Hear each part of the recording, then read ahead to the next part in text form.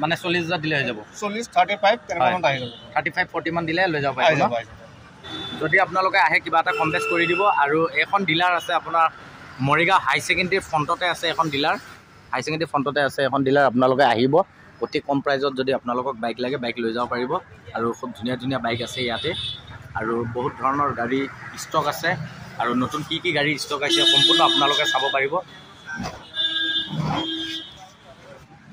এখন কি গাড়ী আছিল এখন এস কিমান সিসি 150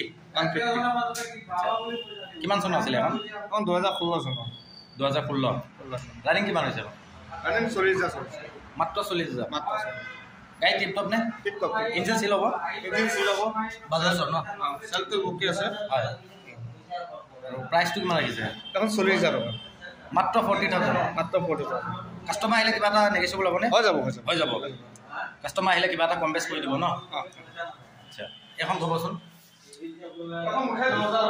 মাত্ৰ 10,000 ইষ্টাৰৰ প্ৰবলেম নাই এক টিকট ইষ্টাৰ হয় মাত্ৰ 10,000 দুটা টায়াৰ ক্লিয়াৰ আছে ইঞ্জিন ক্লিয়াৰ আছে কালাৰ ক্লিয়াৰ আছে মুঠে 10,000 ইঞ্জিন সিল হ'ব ন ইঞ্জিন সিল মাত্ৰ 10,000 তে দি দিব মুঠে 10,000 মাত্ৰ 10,000 টকাত এখন গাড়ী লৈ যাব পাৰিব চাই লওক খুব ধুনীয়া হৈ আছে কালাৰ চালাৰ চব টিপ টপ হৈ আছে ইঞ্জিন সিল হ'ব ন ইঞ্জিন সিল হ'ব আজিলৈ ইঞ্জিন হাত দিয়া নাই এয়া চাওক একদম ক্লিয়াৰ হৈ আছে আৰু মাত্ৰ 10,000 টকা দিলে আপোনালোকে এখন গাড়ী লৈ যাব পাৰিব একে কিকতে ষ্টাৰ্ট হ'ব ন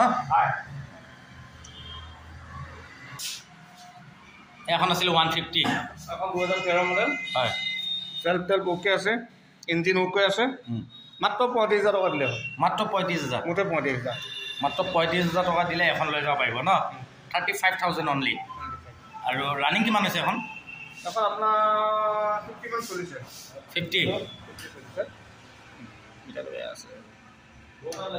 50 চলিছে 50 মান চলিছে ন আৰু কিমান চন আছিলে এখন 13 চনৰ 13 মাত্ৰ 35 দিলে লৈ যাব পাৰিব ন 35,000 দিলে গাড়ীটো টিপটপ হৈ আছে টিপটপ হৈ আছে সেলফ টেলফ ওকে আছে হয় ইঞ্জিন সিল হ'ব ন ইঞ্জিন সিল আৰু ট্ৰেন্সফাৰটো কৰি দিব নে লগতে ট্ৰেন্সফাৰ কৰি দিম ইনশ্যোৰ কৰি দিম হয় ট্ৰেন্সফাৰ ইনস্যুৰেঞ্চ কৰি দিব ন গোটেই নাই হয় এখন ক'ব গ্লেমাৰখন ক'ব এখন আপোনাৰ 42,000 আহিব 42,000 2020 চনৰ গাড়ী হয় সিল ইঞ্জিন হ'ব টায়াৰ চায়াৰ সব ওকে আছে হয় 2020 গাড়ী ট্ৰেন্সফাৰ হৈ ইনশ্যোৰ হৈ যাব 2020 আছিল ন ট্ৰেন্সফাৰ ইনস্যুৰেঞ্চ সম্পূৰ্ণ কৰি দিব মাত্ৰ 42,000 ন মাত্ৰ 42 গাড়ীটো কোনো কাম কাজ নাই একো নাই ন এখন বাজাজ 220 ন 220 2021 চনৰ গাড়ী হয় তখন আপোনাৰ 70,000 টকা ট্ৰেন্সফাৰ উইথ ইনশ্যোৰ হৈ যাবগৈ 70,000 70,000 টকা 70,000 ট্ৰেন্সফাৰ মানে ইনস্যুৰেঞ্চ সম্পূৰ্ণ কৰি দিব ন সব হৈ যাব সম্পূৰ্ণ কৰি দিব আৰু এখন চাই লওক কিমান চন আছিলে এখন 2021 ইঞ্জিন সিল নে ইঞ্জিন সিল ন মাত্ৰ 22,000 কিলোমিটাৰ চলিছে ৰানিং কিমান হৈছে মাত্ৰ 22,000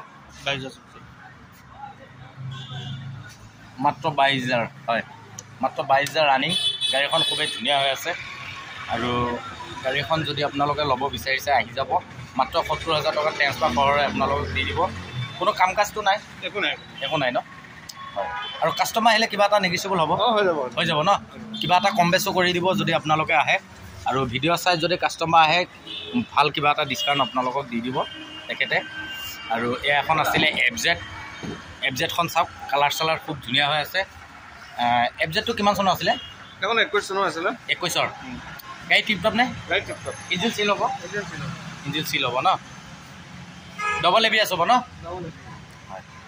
ডাবল এবিএছ হ'ব ৰানিং কিমান হৈছে 14,000 অনলি 14,000 হয় 14,000 অনলি 96 মানে 15,000 হ'ব আৰু এখন 70,000 আহিব প্ৰাইচটো কিমান 70 ট্ৰেন্সফাৰ সহৰ 70 ন গাড়ীটো একো কাম কাজ নাই একো কাম কাজ নাই ন ইঞ্জিন সিল এইবোৰ সিল হ'ব আৰু এখন লৈ যাব পাৰিব অনলি 70,000 টকা আপোনালোকে 70,000 দিলে এখন লৈ যাব পাৰিব আৰু কিবা এটা কম বেছ কৰি দিব আহিলে দাদাহে ন আৰু এয়া এখন আছিলে V15 বাজাজৰ V15 2016 চনৰ সেলফ অ'কে ন আৰু ইঞ্জিন সিল হ'ব এইটো ৰানিং কিমান হৈছে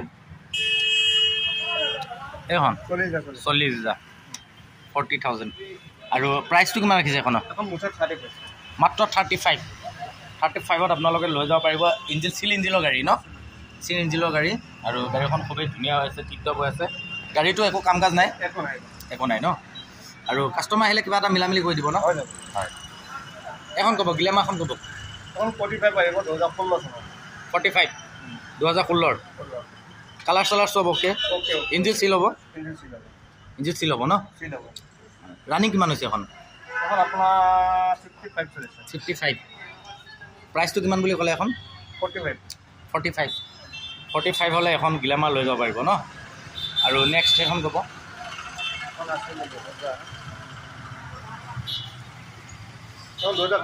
2020ৰ হয়।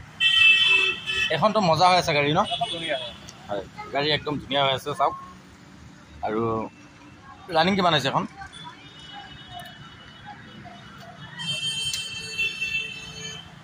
ৰানিং হৈছে আপোনাৰ 28,000 ৰানিং।